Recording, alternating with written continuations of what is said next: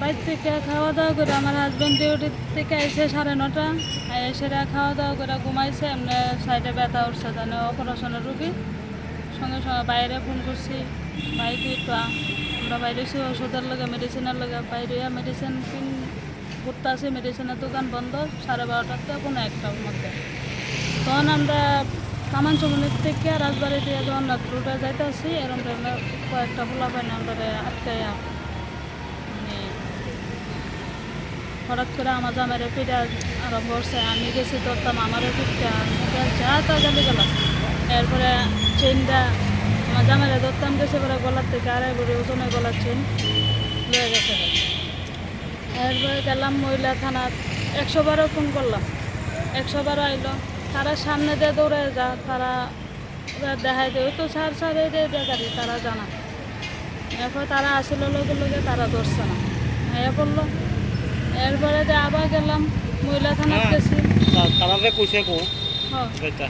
মহিলা থানার যেতাম কইছে। গেলাম মহিলা থানার থেকে ফারাইছে আবার মহিলা থানার লিখিত রাখছে, রাখতে আবার ফারাইছে পূর্ব থানার গেলাম। পরে পূর্ব থানার কেউ অফিসারে নেই।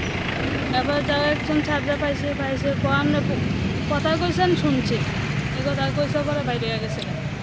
এবার পশ্চিম থানার চান, আমরা এরিয়া তো পশ্চিম থানা। আইলাম পশ্চিম থানা, রাত্রে 12টার থেকে 12:30 থেকে ভোর 4:30টার সময় বাড়িতে গেছি। আজকে অখন বাজে রাত্র 10টার উপরে বাজতেছে, অহন অব্দি কোনো আসামিরাও ধরছে না। স্কুটির নাম্বার দেওয়া হয়েছে, সব কিছু দেওয়া হয়েছে। হ্যাঁ নাম দিতাম, নাম করতে দেবো, নাম তো জানি না। কবে ঘটনাটা হয়েছে? ঘটনাটা কবে হয়েছে? 21 তারিখ রাত্রেবেলা। আমার হাজব্যান্ড আছে আমার লোকে, হাজব্যান্ড অসুস্থ মানুষ। আমি বাড়ি ঘর বেচছি, আমি আমার হাজব্যান্ডটা সুস্থ করে আনছি। আর এই অসুস্থ মানুষটারে ফালায় রাস্তা ভিতরে ভিক্ষা দিছে। পুলিশ হয়ে পুলিশের বই কিন্তু মানবতা কিন্তু বিচার পাইছি না। পুলিশের থানা ঘুরতেছি অহন অব্দি।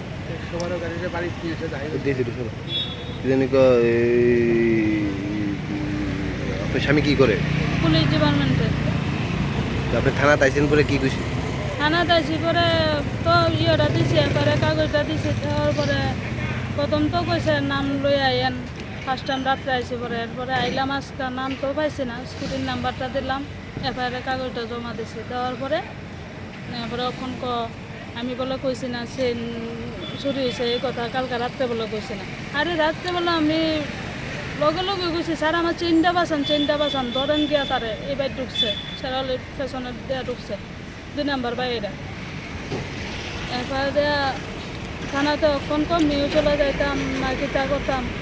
আসামি এখনও আইসেই না, তারা ধরছেও না। আমার পাও কাটতে গেছে, পাও দিয়ে আমার মাইরে রাখছে না। আমার হাজব্যান্ডও দিচ্ছে আমার গলার এমনি ছট দিয়ে সেটা আমি যেখানে নুইছি, তখন আমার গলার থেকে সেটা লয়ে গেছে। এমনি কতজন ছিল তারা? 4 জন। 2 জন কালো গেঞ্জি পরেন না, একজন ছাই কালারের গেঞ্জি পরেন না, একজন লাল শার্ট পরেন না। কোন জায়গা দিচ্ছে ঘটনাটা? রাজবাড়ির থেকে জগন্নাথ রোড। কি মনে করতেছেন একজন পুলিশের বউ হইয়া বিচারের আশায় ঘুরতেছেন কালকের থেকে? এটাই তো অপমান।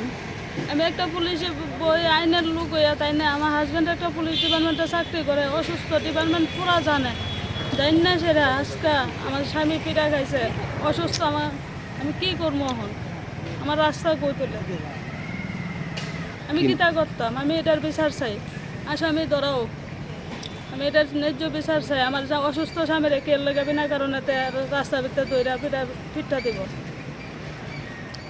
স্বামীর নাম কি? অভিজিৎ দেব। আপনার নাম? সমাজ সাহা ব্রিগেডে দেব। বাড়ি? বাড়ি কৃষ্ণ।